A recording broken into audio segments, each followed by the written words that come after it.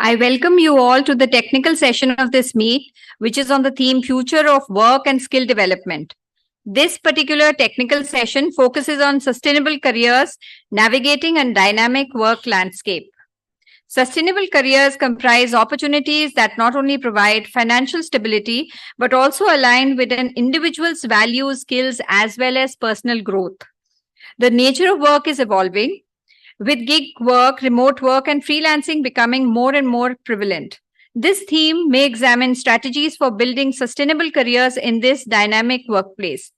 The main points of discussion for sustainable careers would be on how to prepare students for a sustainable career while emphasizing entrepreneurship, work-life balance, and strategies for continuous learning to ensure long-term career viability. The session will be chaired by Professor Hemlata Bagla, who is Vice Chancellor, HSNC University, Mumbai. She is a distinguished scholar and a trailblazing educationist and an internationally recognized authority in nuclear and radiochemistry. Dr. Bagla has earned a place in the prestigious 75 Women in Chemistry list by Royal Society of Chemistry, representing sole scientists in India in 15-member team at International Atomic Energy Agencies for coordinated research projects on medical devices. She, of course, is a recognized authority in nuclear and radiochemistry and has guided numerous students also. I would request Dr. Suresh Ukrande, who is Principal, Somaiya Engineering College, to please welcome her. Projects on medical devices. She, of course, is a recognized authority in nuclear and radiochemistry and has guided numerous students also. I would request Dr. Suresh Ukrande, who is Principal, Somaiya Engineering College, to please welcome her.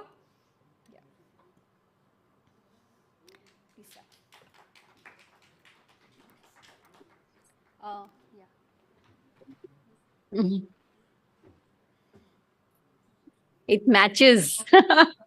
It matches well. Okay. Thank you so much, sir. So please be here because we have a couple of more people. Yeah, Dr. Dharmesh Shah is currently Vice Chancellor of Indrashil University, Gujarat. Previously, he served as faculty head of department in Electronics and Communication Department and Dean of the Engineering Faculty at North Gujarat University, Patan, Dean Gujarat Technical University, Ahmedabad, and Academic Director of Nutan Sarva Vidyalaya, Kelwani Mandal, Visnagar. I think it's Visnagar. Provost of Sancha Patel University, Visnagar also. He's also a freelance consultant for various industry projects and AERB related consultancy services for type approval, authorization, etc. I request Dr. Suresh to once again, welcome him. Visnagar, Provost of Sancha Patel University, Visnagar also. He's also a freelance consultant for various industry projects and AERB related consultancy services for type approval, authorization, etc. I request Dr. Suresh to once again, welcome him.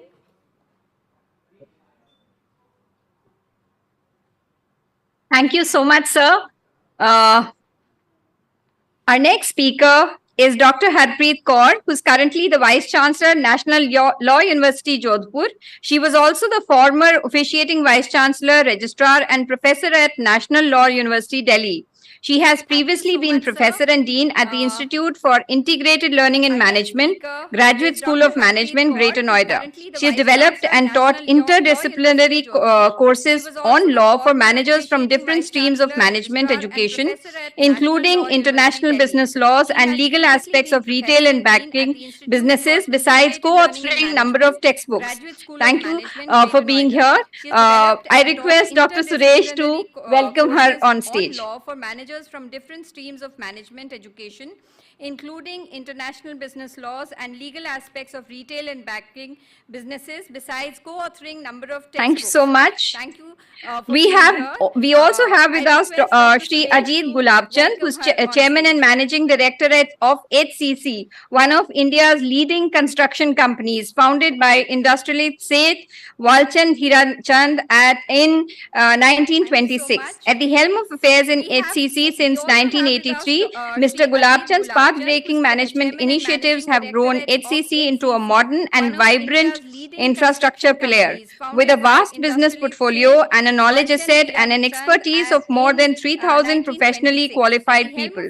Mr. Gulabchand serves as Chairman of the Board of Governors at the National Institute of Construction Management and Research, NICMAR, and as Chairman of Walchand College of Engineering, Sangli. He is the founding member of the World Economic Forum's Disaster Research Network and a member of the National Council for Confederation of Indian Industry, CII. I would request Dr. Suresh to welcome him on stage. Yeah. College of Engineering, Sangli. He is the founding member of the World Economic Forum's Disaster Research Network and a member of the National Council for Confederation of Indian Industry, CII. I would request. Thank you so much, sir. Dr. Suresh. Thank you very much. Before we begin the session, I'd like to give details of the structure of the session, which are as follows. We will have opening remarks by the chairperson, followed by each speaker who will speak on their respective themes, and then an open house discussion and question answer session, and then the concluding remarks by the chairperson. I would like to welcome Dr. Bagla to come here and begin the session. Thank you so much. Each speaker who will speak on their respective themes, and then an open house discussion and question answer session, and then the concluding remarks by the chairperson. I would like to welcome Dr. Good afternoon, dignitaries on and off the days. Thank you so much. How the day turns out, you never know. In the morning when shawl was being offered to Pankajji, I admired it. And I wanted from where it was bought from so that we can also order. And I got one. Good afternoon. I could have wished something more today morning. So welcome back after your sumptuous lunch by Somaiya Vidyavihar University. As always, they are so warm. So thank you very much, Dr. Pillai and the team. Coming back to the session, and this is on sustainable careers, navigating a dynamic landscape, work landscape. As Vice Chancellor, as the leaders, education leaders, we are expected to think about what are the sustainable careers, but more than that, how in future we need to navigate a work landscape for our students, our learners too. So I believe that it involves constant and continuous learning. Adaptability is the very profound word, I would say, including all the educational leaders, all of us, and even the learners, and now lifelong learners. How, and even pandemic has taught us this wonderful word, which is adaptability, and also continuously embracing change. So when we are ready, only then our learners, our students will be ready. So we need to cultivate a growth mindset amongst all of us and even our students. And if we are staying attuned with the industry trends, only then we will be able to implement the dynamics and curriculum. And we have to see to it that how we integrate versatile skills so that our learners are ready.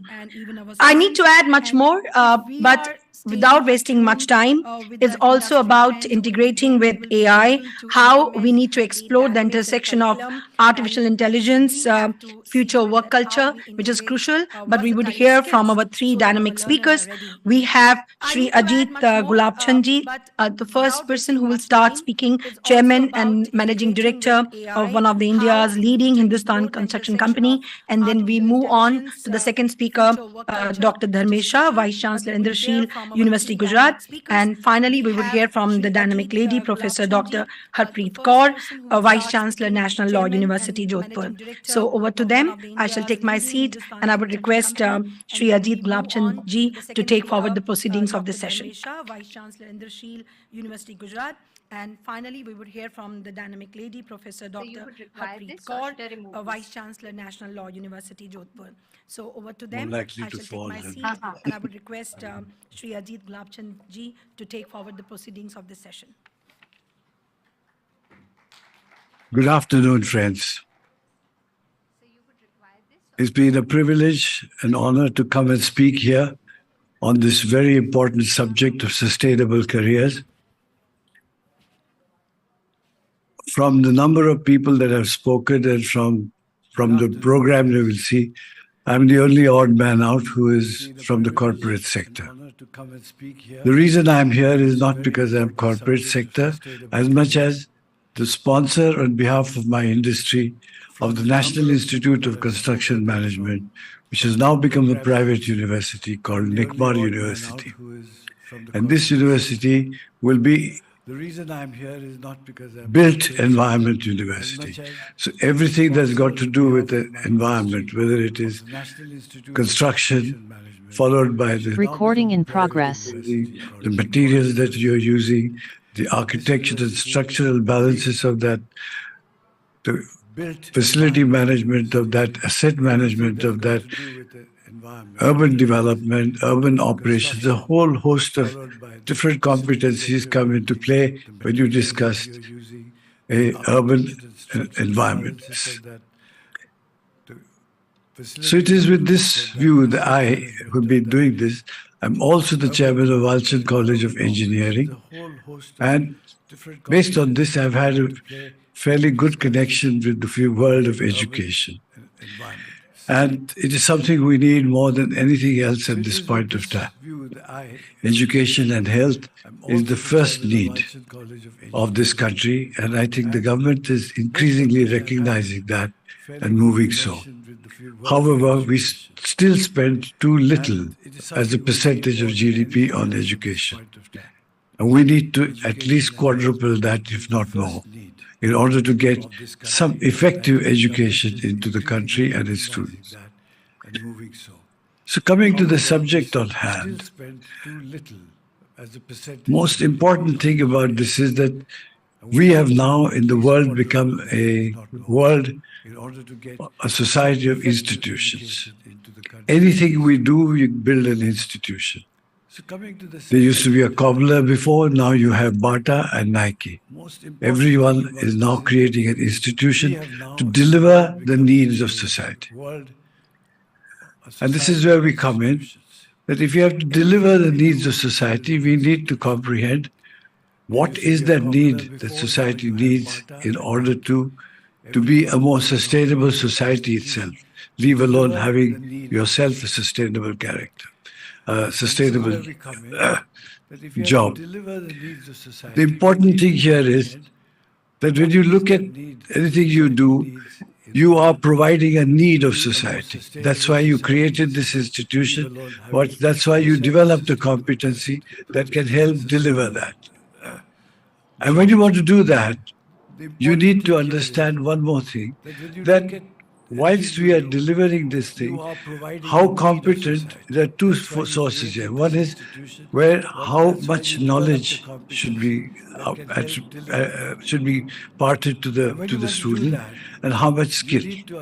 Because both are now required for most people to work, except scientists and researchers who have to work in terms of doing their job purely as a educational qualification. Now, everything is becoming more and more outcome-based, because without that, we are not able to measure what we are delivering. For many things, it is given as those who they're looking for jobs. Am I providing an education that will enable him to get that job? And would that the job be enough? Or does he need continuing education in order to continue with that job?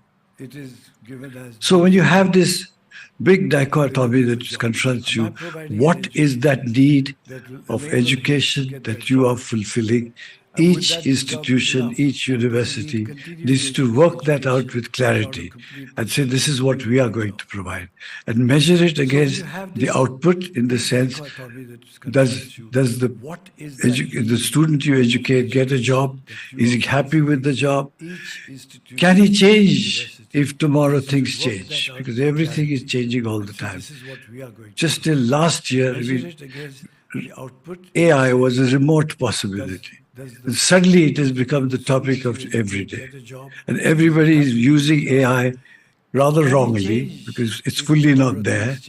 And what gets called as machine learning gets passed off as AI. So there is much more to be done, but it'll get there. It'll get there faster than we imagine. Now, when these things start happening, they completely create disruptions in society, in the way we work, in what we do, what are the immediate requirements of businesses, of governments, of policing agencies, of hospitals, a whole variety of needs which society has. How will these new technologies that come up will be able to deliver what the society needs? This is a very important aspect. And I have to build my institution around it. So, in order to be able to build that institution, we really need to study what precisely is required. It's not as simple as you think. We need to think very hard, debate very hard. What, for example, in engineer, what is the kind of engineer the 21st century needs? Can he be just a civil engineer? Does he need to have multiple dimensions? Does he need to even add philosophy to his thinking? Not to only know how to engineer something, but why is it there? What are the ethics behind using it and creating things? These are new ideas which allow us to bring into the field of education. Though most of the science education is not liberal arts, but the education quality has to have what liberal arts says. Liberal because it teaches you the fundamentals of knowledge, and art because it's a practice. So with these two features, you have to apply to every scientific education as well. Is this how we are going to train them? Then how do we say that when society needs train, how will you retrain yourself? So without fundamental education, without understanding the fundamentals of knowledge, it is not possible to create that change overnight. And when you create that change, you have to practice it regularly to be able to make it happen to you, so that you can continue to have your job, continue to have your, I use the word job for anybody being an entrepreneur as well. These are the days that everybody wants to be a startup. From a country who made patents only to deliver papers at conferences. Not one man I know who has become rich on his patent. This is what is there. Everywhere people make patents so they can make money out of it. We don't. So we need to learn to understand how we are going to use this knowledge that we get created. When we create a patent, we create a certain new stream of knowledge, a new process. How do we use it for society so that it will be sold everywhere and you will also be able to make money? Here again, it's important to teach our children that it is important to have profit, without which none of these things will become sustainable. It's really, profit is at the end a cost to the person who delivers it. He has to make the profit to defray his cost of in business, to defray the cost of obsolescence, whatever happens, to replenish it, to finance growth. So it's not whether profit, but how much profit is necessary to keep this cycle going and making the business sustainable. And that same principle applies to the knowledge of the individual you're teaching. How do I upgrade myself from time to time to keep up with the changes that are happening in the competencies that I am good at? At the same time, what if suddenly there's no competence? It did happen. The only example that very quickly comes to mind is you will see in front of us how we had long playing records, gramophones. From there, we migrated through tapes and discs, and suddenly completely disc-free, simple pen drive that delivers to you music. Now, these are things that change. Then what happens to the industry that came before it? It dies. So keeping cope with what is happening in your field, anticipating some of the things, and even if you don't anticipate, when a new thing comes upon the stage, to quickly acquire that knowledge, to move and use it to your competencies. It's a very important educational requirement that you must teach the children. Therefore, when somebody says that you must teach them work-life balance, please believe me, there is no such thing as work-life balance. This is not a problem, this is a reality. So those who have to work, they have to work continuously hard to remain where they are, leave alone conquering new places and creating new disruptive technologies, new disruptive methods of doing things. So I have a feeling that your sustainable careers can only come from continuous education, continuously re-educating yourself, continuously looking at the various changes that are taking place, looking at the what you call what has not happened, what has changed. Something has changed. And that change we should be able to notice, and taking cue from that, rearm yourself to deliver that. We are not as lucky as our forefathers who did the same kind of agriculture for decades and even centuries. Now it changes everything. The word is now coined as precision agriculture. It's a whole new ball game as to how do you implement precision agriculture. So without education, without the technical knowledge, without the ability to continuously absorb new things, you will not be able to cope with this enormous change that is coming upon us faster than ever before. So I think our education systems need to be improved to teach people what they need to absorb and what it takes for them to deliver what they are doing well for society, without which they will not satisfy the need of society and will be thrown out of the market. Because it all begins with the needs of society. And that's why when it started becoming bigger, one cobbler could not cope with anything more than a few villages. You needed serious manufacturing companies and distribution companies and shops to deliver that shoe now to the rest of society. So we need to understand this change, and as we come along, there will be some people who will go out of a job. How do we sustain them? How do we retrain them fast enough? Does the education system have any laid out parameters of how do I retrain somebody who knew something else altogether? And now that has gone out. And now what do we do? Well, the Indian farmer did that. When artificial indigo came, sugarcane, indigo production in India came to a standstill. All lands in the northern plains were almost vacant and waste. Till somebody came up with the idea that why don't we plant sugarcane there? Though not the most fertile soil for sugarcane, it quickly replaced indigo in order to give the farmer. So farmer had to make this basic difference. So in this context, have 1 minute. yeah. So in this context, what I would like to say is that we are going to sit in a continuously changing world. It's going to be fast changing. It's going to be a disruptive changing world. Preparing our students to continuously change and absorb the way to change is a very important aspect of creating a sustainable career. Thank you very much. Continuously changing world is going to be fast changing. It's going to be a disruptive changing world. Preparing our students to continuously change and absorb the way to change is a very important aspect of creating a sustainable career. Thank you very much. Thank you, sir. Well taken, that adaptability, continuous learning, understanding the need of the society, and with that, we also look at profit and how much is needed to be in the system and be in the society.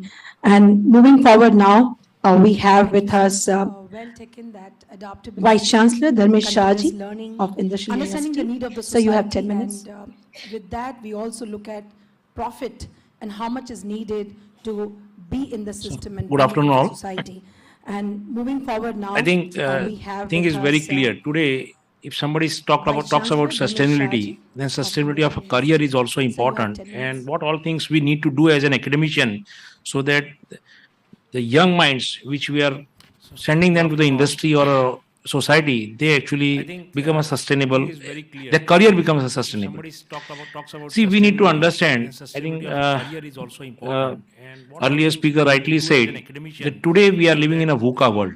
It's completely volatile, uncertain, complex, and ambiguous. We know how academics were going on before Corona, and immediately after, at the time of Corona, how we changed from a classroom mechanism to the online mechanism. And probably, if this would have been forced to us as an academician, we may have never agreed. The online class तो possible ही नहीं है sir. Right? But the change, so when the environment changes, we also have to see how quickly we or our students can get adapted. So we also have to continuously think on that side when we define a curriculum.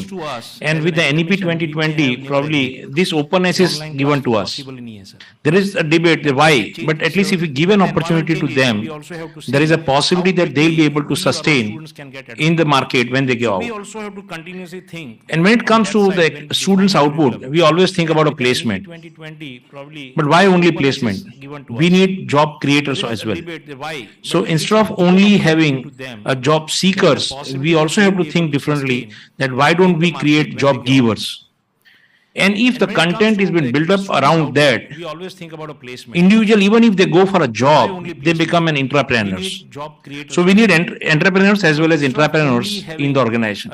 Because today we have to see that every individual is doing multiple tasks.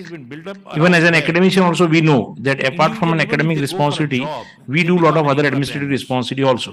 So same thing when it goes to the industry environment today, industry is not having that luxury of having a good bench strength. So in order to reduce the bench strength, they want people to do more or a multitasking kind of a people so that it becomes easier for them to employ on the role. So probably what we need to look at is that we need to train our students, and firstly probably the faculty also, that they are open to flexible work hours. Because today with the hybrid kind of an environment that we have, either at our institute level or at their organization level, there is a possibility of having a working at a place or work from home.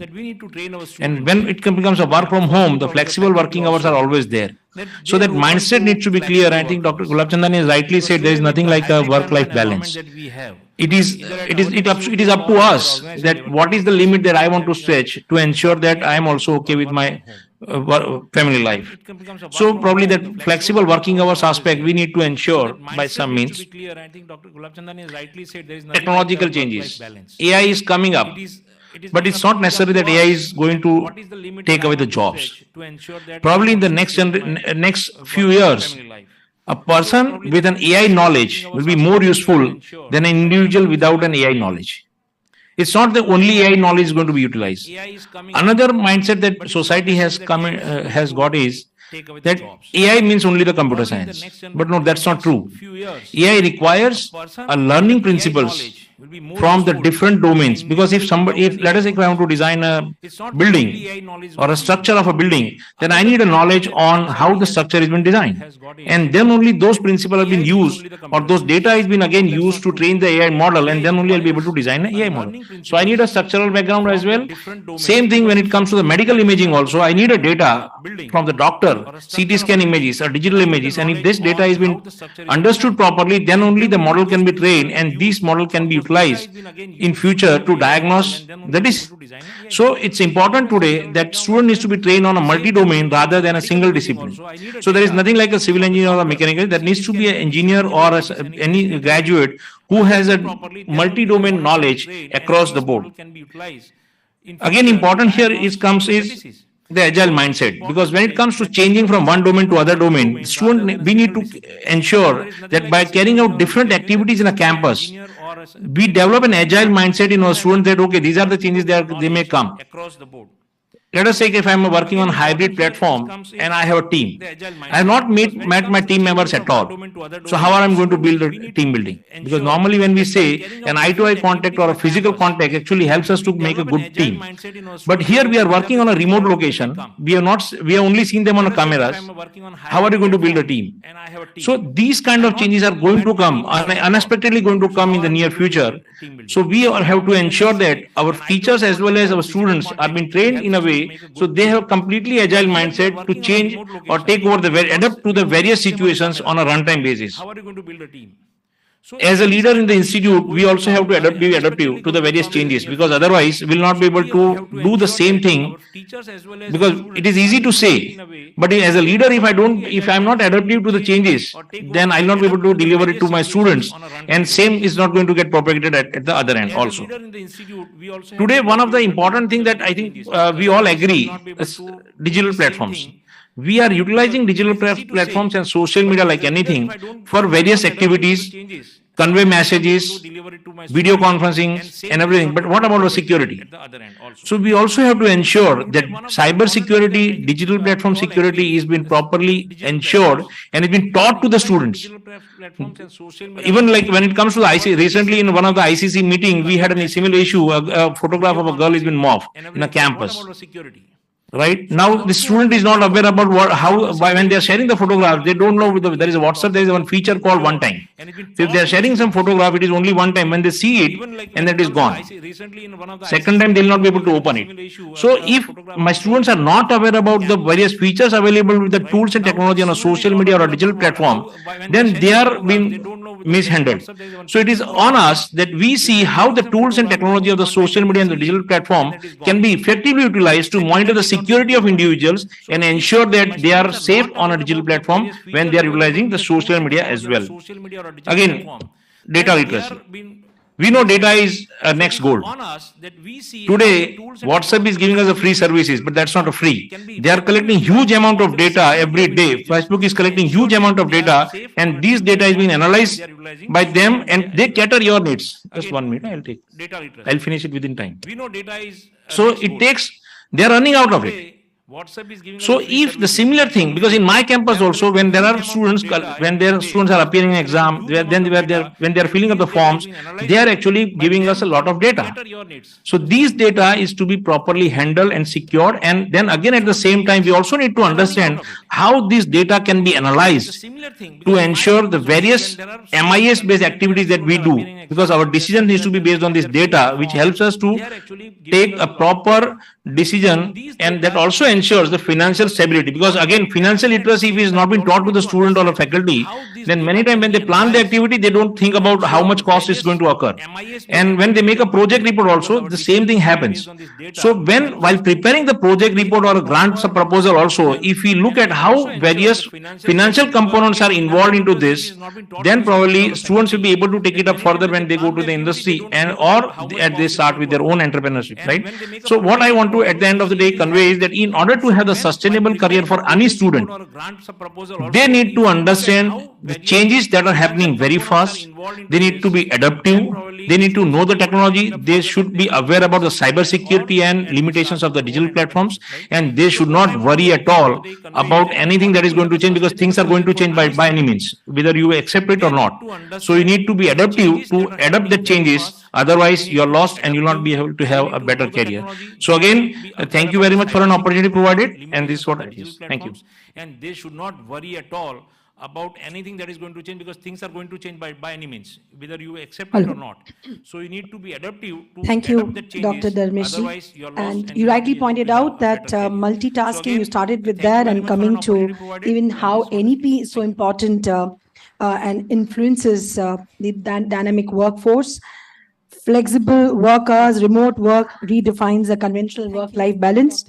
And you also touched upon how artificial intelligence applications have to be taught in different domains, even touched upon cybersecurity. Many points you have touched across, and of course there'll be many questions on this. Moving forward, we have the third speaker, Professor Dr. Harpreet Kaur, Vice Chancellor, National Law University, Jodhpur. Over to you, ma'am.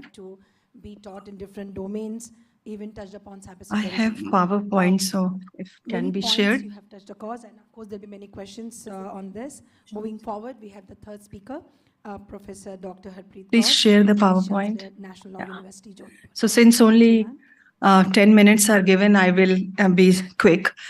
And so when I received the letter from Dr. Pankaj Mittal that I have to speak on sustainable careers or sustainability, career sustainability. So as a professor of corporate sustainability who has been researching and writing on it, I thought that let me see that what sustainability means for a career. So, and I found to my surprise, this was as simple and as complex as it has been for the career, for the corporate sustainability. So let's just look at, how do we define a career, and then we come to the, career sustainability. So if you go by the definition of career, what we see that, is the pattern or sequence of work experiences that evolve over a period of time, and that is for the life, over the life of a person. So anyone who is engaged into any work-related activity is supposed to have a career. And historically, we have seen when we say that a person is a career-oriented person, we always say that there is high level of work commitment, professional status, and there is very, fast, rapid upward mobility or stability in any occupation. Whereas many of the researchers who are working in this, they have not agreed to this kind of understanding of the career. Now, how do we define then career sustainability? So some of the researchers, they have borrowed this definition from the Brundtland definition of sustainability. And it says that protecting and fostering rather than depleting human and career development with a focus on balance and renewal is sustainability. So then why, this discussion has become important now? Why not earlier? So the discussion has become important because of the certain changes. The changes include rise in precarious work conditions, growing job and economic insecurity, eroding health benefits, longer working hours, and associated stress. So when we have these kind of issues, and COVID-19 has been the situation we have already seen. So we started discussing about sustainability of the careers. So what are the benefits of sustainable career? Obviously, economic needs have to be taken care of. One's core career and life values are fitting with the career. There is flexibility and capability to evolve to suit one's changing needs and interests, and also renewability, that individual has a regular opportunities for rejuvenation. Now, let us look at this interface also. These three terms, they are interchangeably, or I would say they are connected to each other: career, employability, and economic growth. And so we know that career and employability, they are impacted by economic growth of any country, and economic growth is a prerequisite for increasing production, and which also depends upon not only on the rate of the growth, but also on the efficiency with which the growth translates into job creation. So if I take you to 1991 economic reforms, liberalization, privatization, and globalization, we started having global careers. We started having private careers. We had a boom of service sector later on. Now, for last few years, we are focusing on the manufacturing. Then there have been interruptions of digitalization and technological intervention. All of them, they give us an indication that how the employability or the employment should be created. Now comes the questions that what are the dynamics of a career? So how one would react to such kind of economic changes or employability? So the career dynamic says that every career or employment is not only influenced, but has interdependence on surrounding social spaces, and which have a bearing on the individual reactions. That means I may be one person working in the same organization, but my reaction to organizational policies will be different. And similarly, vice versa, the reaction of my reaction by the organization will be different.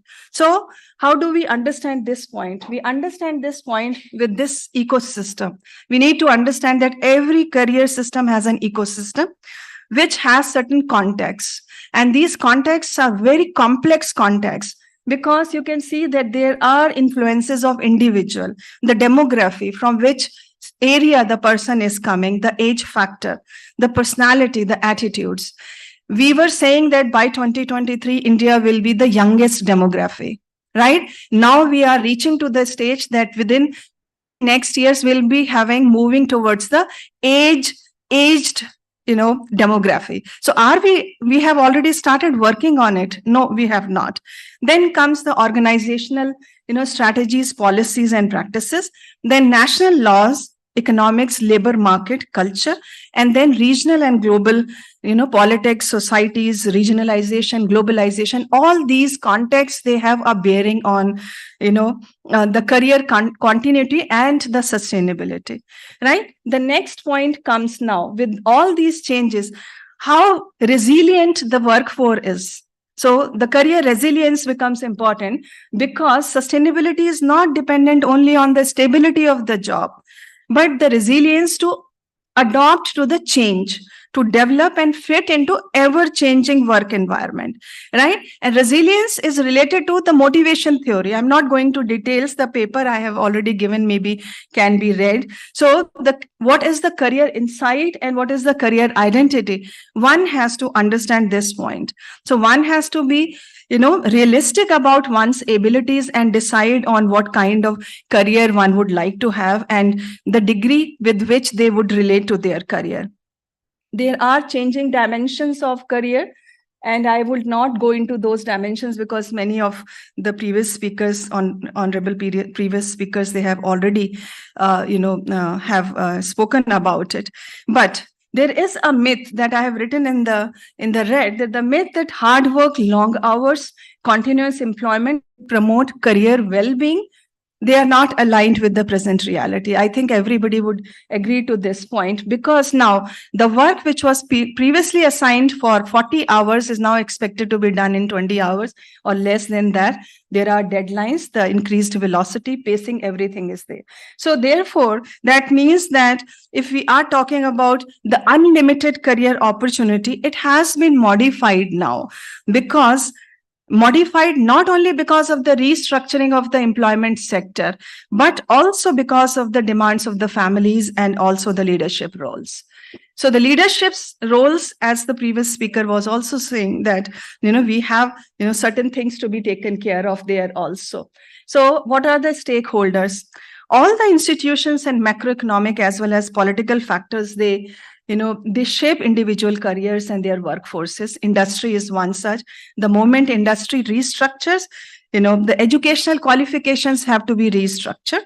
The skill requirements are also required to be restructured. Organizations, they have to restructure. Now, if you have, might have read it, that Indian multinational corporations, they are finding it very difficult to retain their CXOs and CEOs, the high rise, careers. Why? So they are changing their policies, that how they can, with the money, how they can retain, or they can be anything else that can be taken up in the change in the policy. Along with that, obviously, education policy matters that we have already seen. Public policies are important because we have to depend upon the inclusion, also the diversity, aging workforce, also the women workforce and persons with disability. So we have to think about all of them inclusively. And then obviously personal attributes become very important. So when personal attributes become very important, that means the school education also becomes important here. It's not only about the higher education. Right. So what is my conclusion? My conclusion is that there are unpredictable nature of contemporary careers, and there are complex factors which are embedded into it. So persons have to be prepared for it. There are transformation of the career of the traditional hierarchical employment trajectory. There is interplay of social spaces. So personalized approaches are required by the organizations also. And at the individual also, one has to continuously prepare to enhance and develop a skill where the continuing education comes into. Now, India is aiming for SDG 8, which says that there has to be sustained, inclusive, sustainable economic growth full and productive employment and decent work for all by 2030. Right? It recognizes this fact that economic growth will be inclusive only if it creates jobs and decent works. Right? So a certain level of foresight is required. And I would conclude by saying that any discourse on sustainability cannot be without reflecting upon its guiding criteria, values, and principles, and it is subjective in nature and open to debate. Few points that I separately had noted down during the conversations of few of the speakers, that I understand that job creation skilling is required, but is it the only thing required? So my PowerPoint, I think, have suggested these points. And so we have to plan for our aging population also. I think the policy should also take care of this, and accordingly, we should start preparing our skilled force also. Thank you so much. Thank you, Kaur. Rightly defining sustainable careers and talking about is not merely about job stability, but also it revolves around various aspects, and adaptability being one of them. Continuous learning, resilience, facing the change, and also talking about motivational theory and not forgetting inclusiveness. So thank you so much.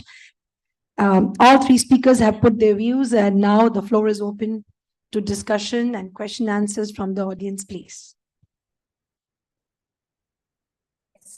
May I request volunteers to please pass on the mic.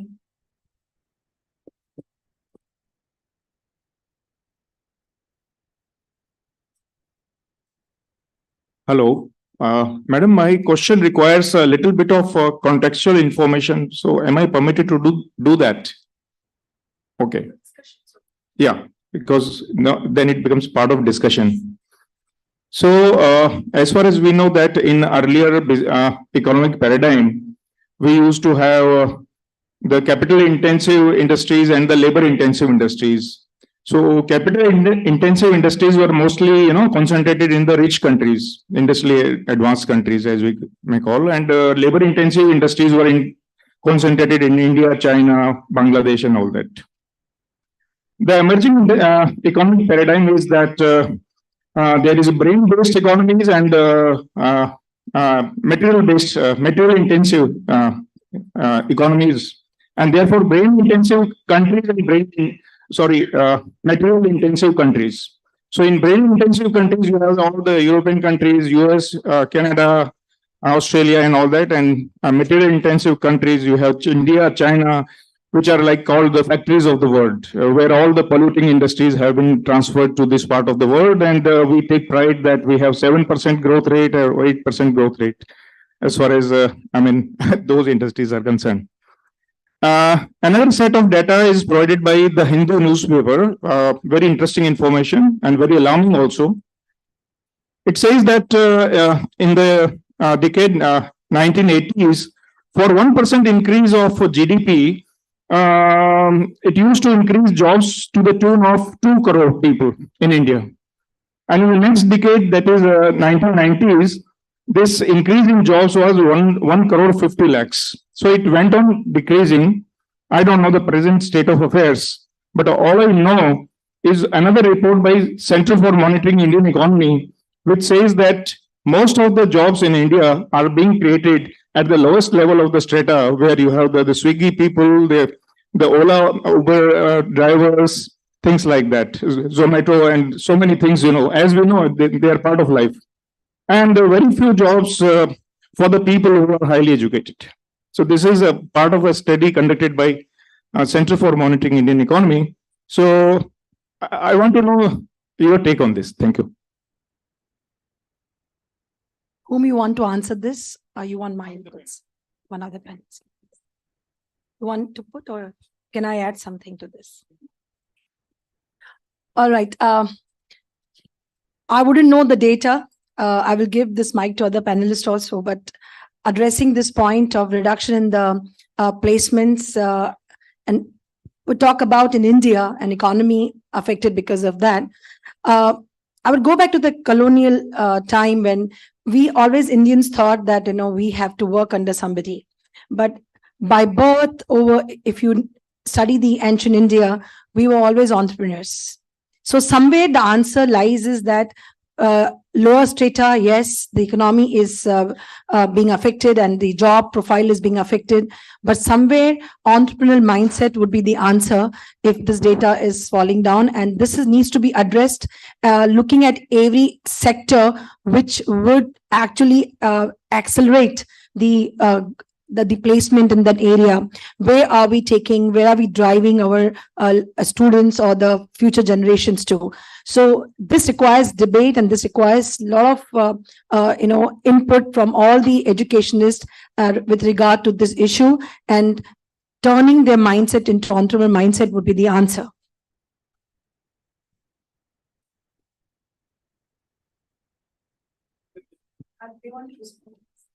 On this, you have observations. Please. Please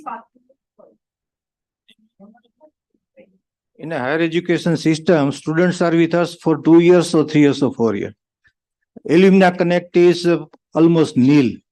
So is it possible that we'll be ensuring sustainable career for the outgoing student for the entire life? The only bottom line is whatever 2 years you have, 3 years you have, 4 years you have, if a first placement is very good, his or her career is sustained. That is my take. I think coming back to the point which is raised, what I understand is that this data is regarding the placement. But we also need to look at the data which relates to the startups, entrepreneurs, as well as students going abroad for higher studies. Probably this number of students going abroad for higher studies has increased by large during this period. So probably if we look at all data collectively, then only probably we'll be able to actually analyze the issue and then probably take a corrective measures if required.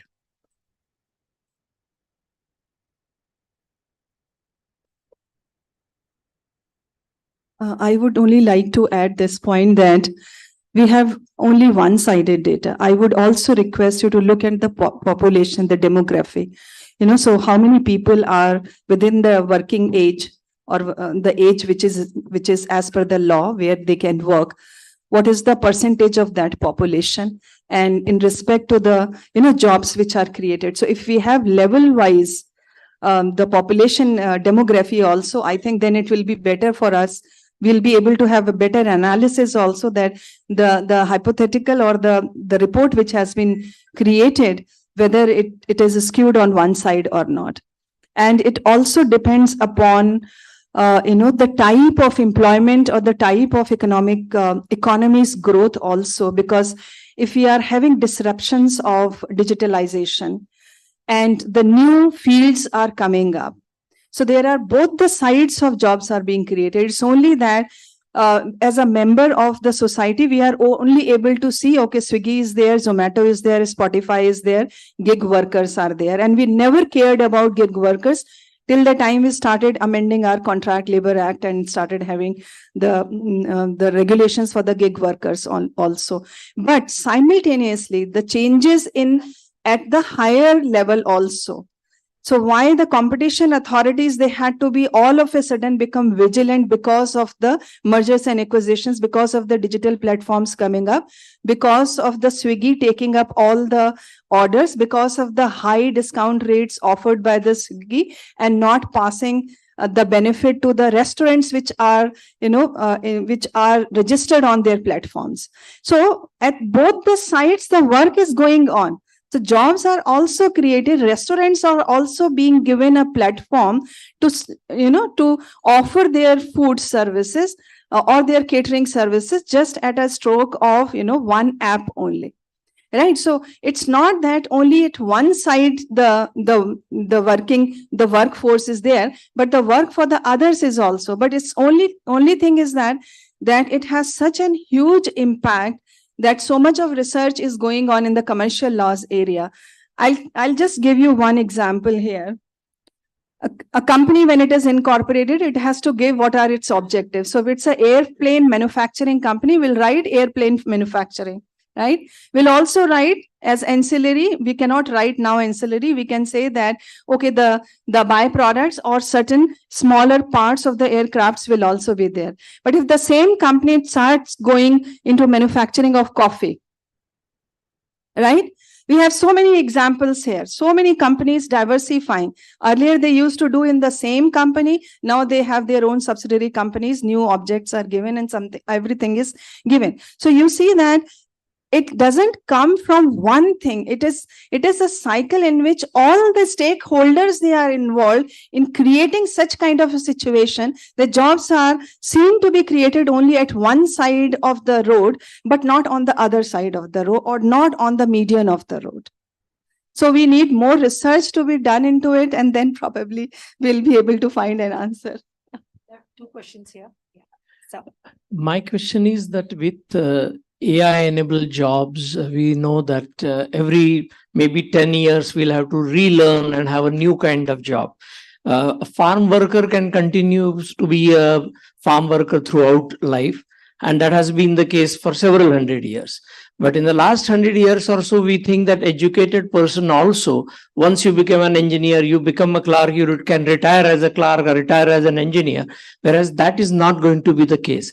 And because of that, our education length has progressively kept on increasing. And if you say that, okay, somebody is going to study for 20 years and have a 40 years career, that seems viable. But today, if you say that 20 years learning and 10 years career, and you have to again learn for 5 years, that's not going to be viable. So do you see a reduction in the total length of study before a person starts working?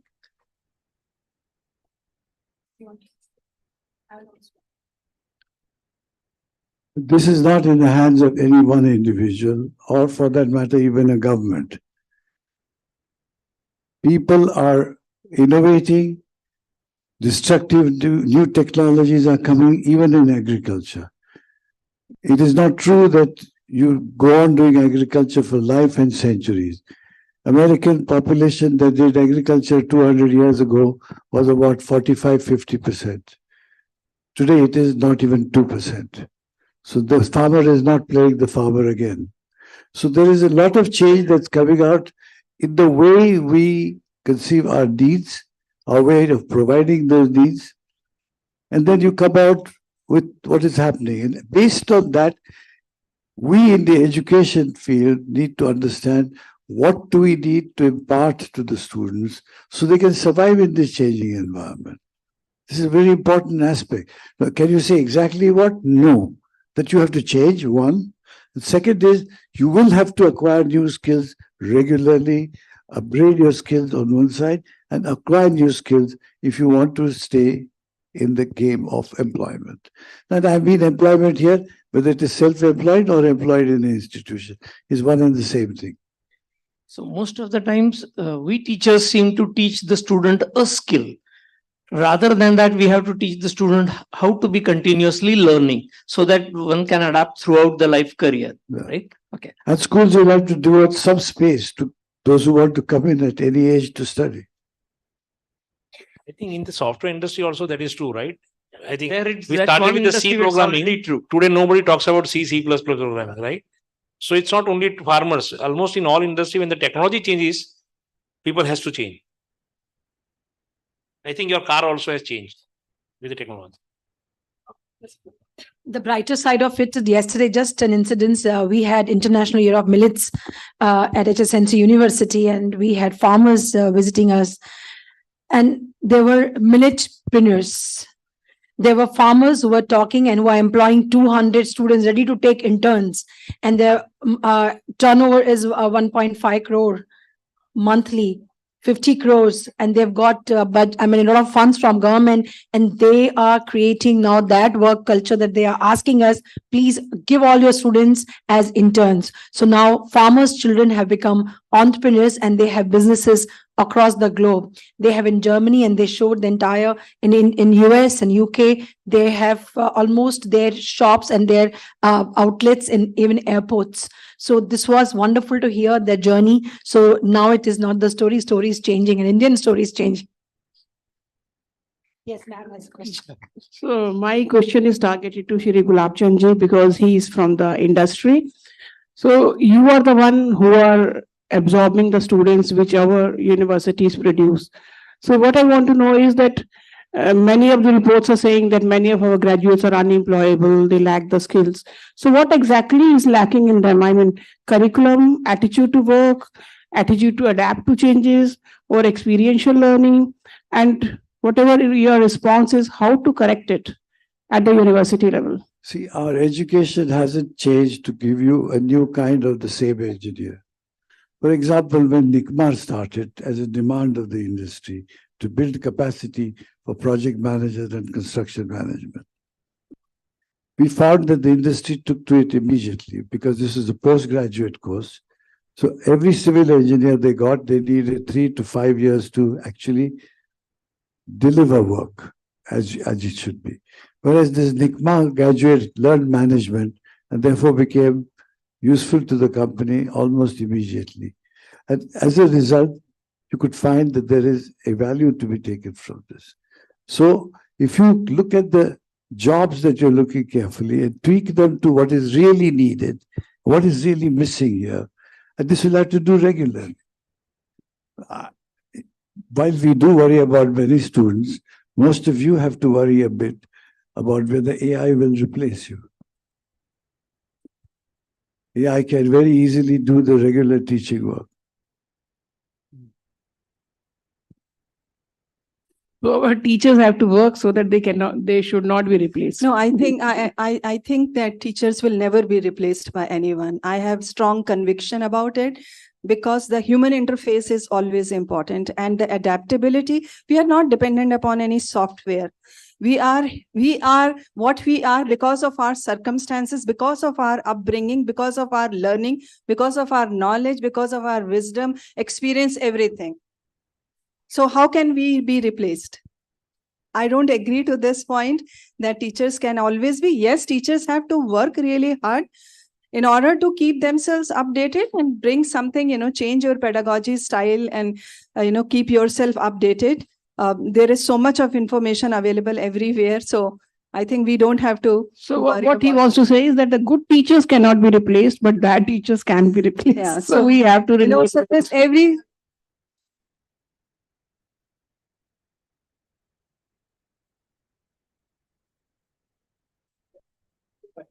Yeah.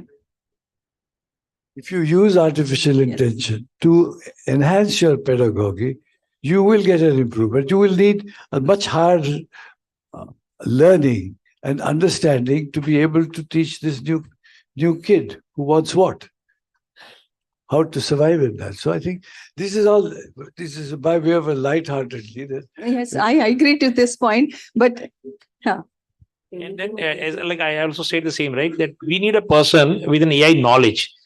AI may not be replacing everything, but if you have an AI knowledge, then probably it can help to individualize the learning experiences as well. And it also depends upon the area of specialization also. What kind of course you are teaching or what is your area of specialization. That's also is important. Yes, use of AI for improving your evaluation patterns, your course curriculum, or designing of the courses, presenting it in the better form in the classroom. Those things can be there. But for example, ChatGPT, it created so much of ruckus all of a sudden. Everybody was so disturbed. But Turnitin came up with one little change in its software, and we are able to take care of that kind of copying, right? So I think that's how it will work. Also, there's an importance if you want to add to the improvement of the teaching learning system and people to learn. We must remember one thing. Dr. Somnath, the chief of ISRO, after the Chandrayaan success, was giving a series of meetings with industry, with education institutions. And he brought out one thing. He says, I want to point out one important feature. Not one of the scientists, engineer, or anybody working with ISRO is from IIT. Yes.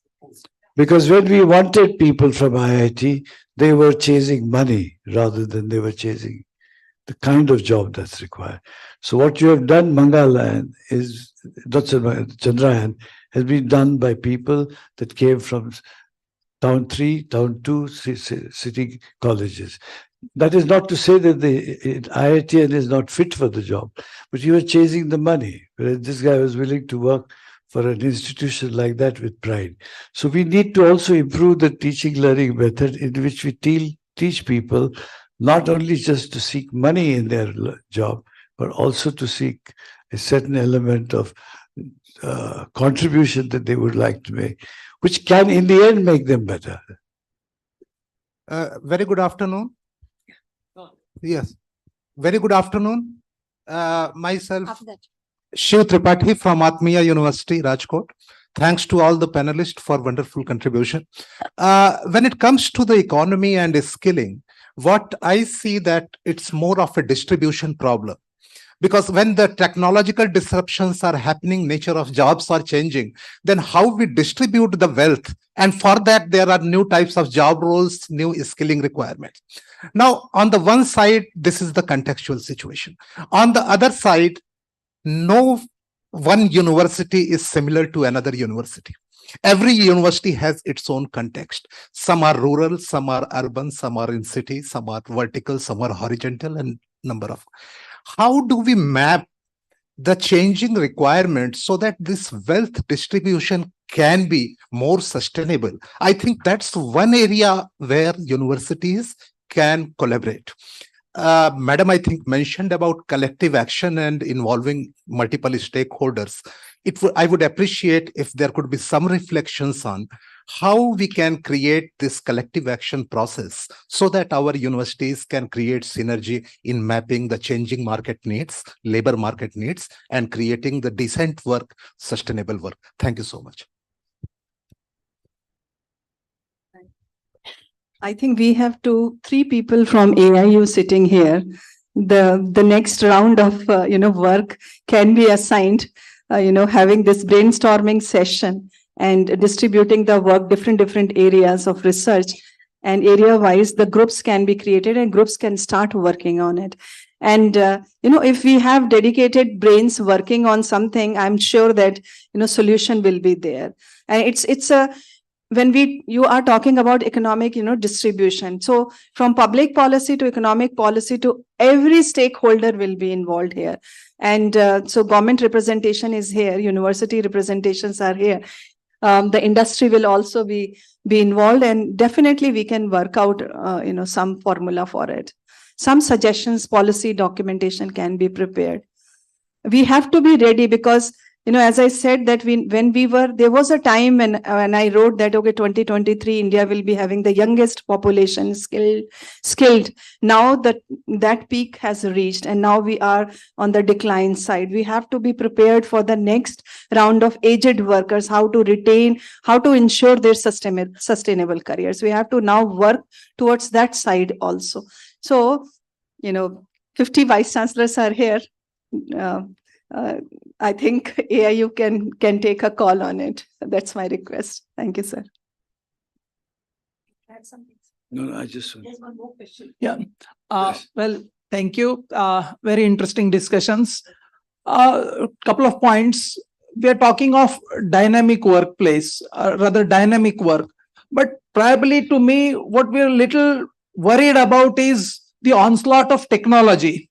Technology has rapidly evolved in last couple of years and we are a little uncertain about it. We're not very sure where it's going to take us. And therefore, all these uncertainties. But I mean, use of technology is in our hands. How we are really going to use this technology, if technology is going to be our master or if technology is going to be our subservient.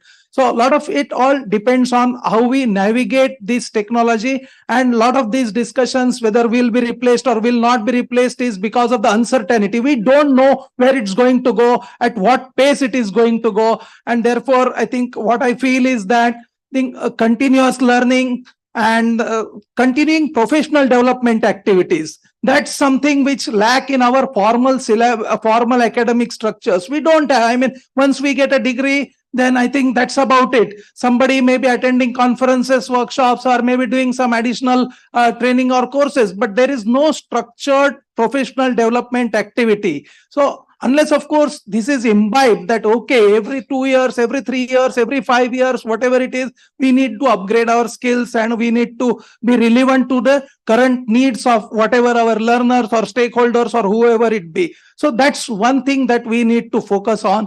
And I think if we are able to do that, I'm sure that with all these dynamisms, we'll still be able to evolve. One line. I will only say I appreciate this point of view, because when we talk about 21st century skills, the same skills were required in 20th also. Because it has been ever evolving. The time it was typewriter, the people had to learn typewriter, then computer. So we have been accepting the technological advancement, will continue to advance. That's wonderful point. But what is that after discussion to this answer, I would say dynamism in the workplace and actually the work culture. We have to develop the resilient generation. That are they resilient enough to face the challenges and be there without affecting their mental health, and accepting and adapting. So both are they welcoming. So this is what we need to work at.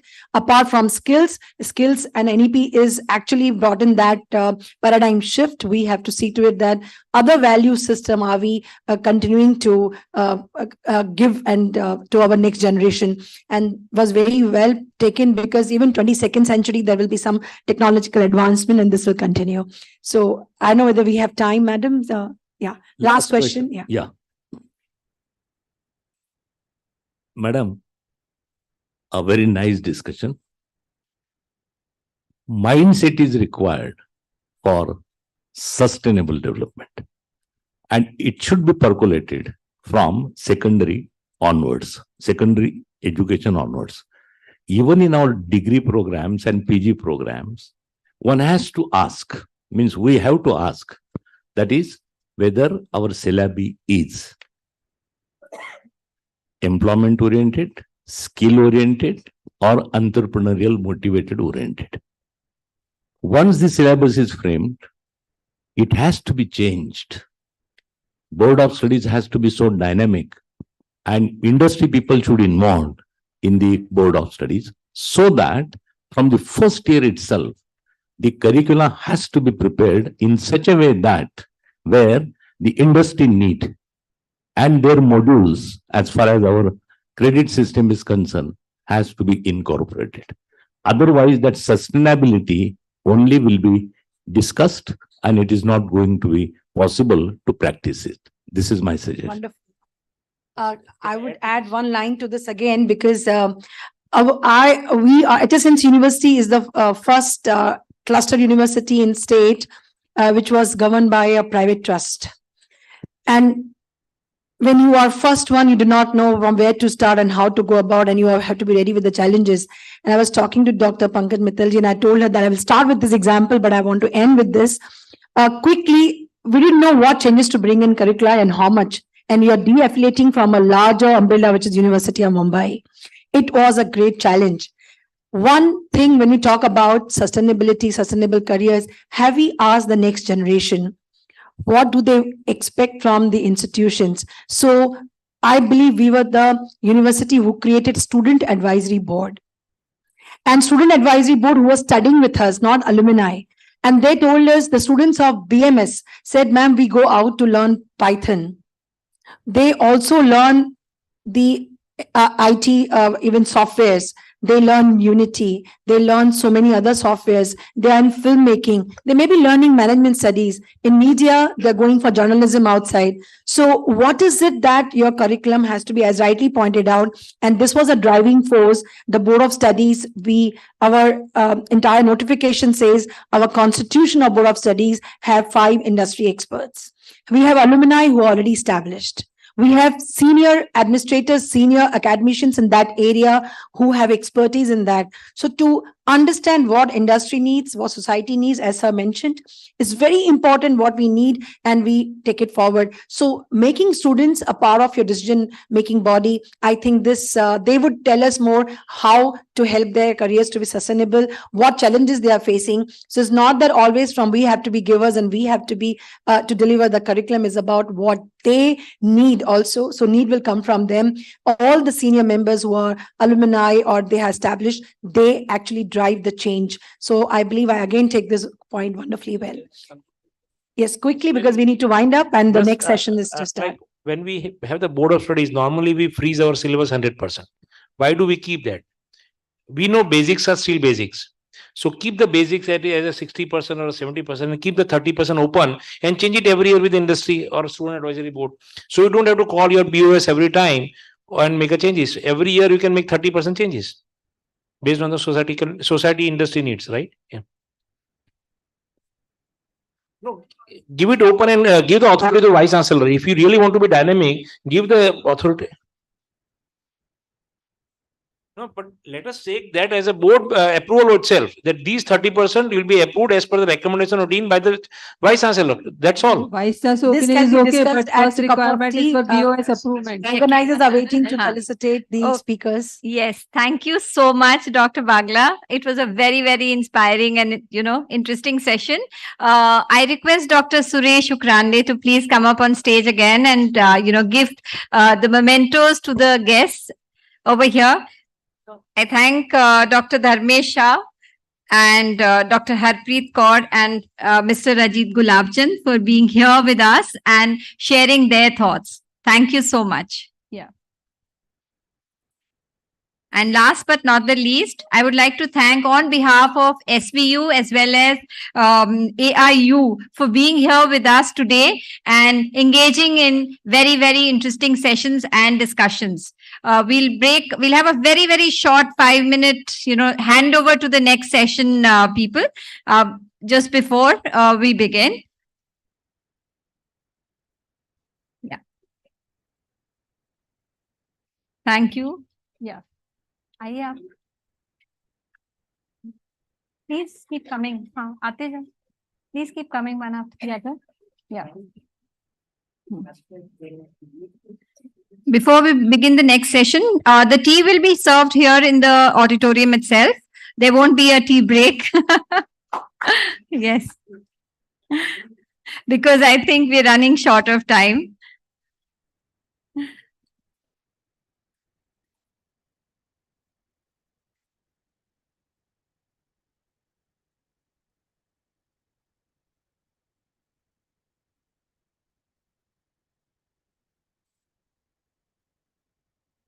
So you'd like to come?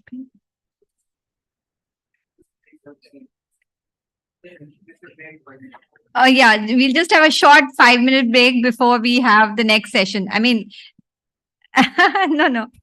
Yeah, just a 5 minute. The tea will be served here itself. Yeah.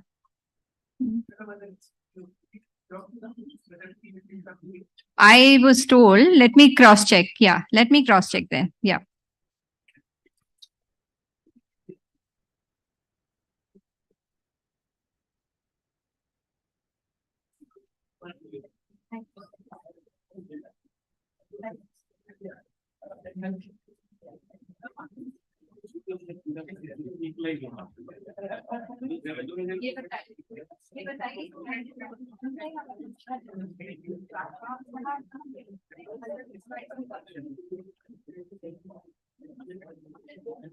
Sir, tea will be served here itself.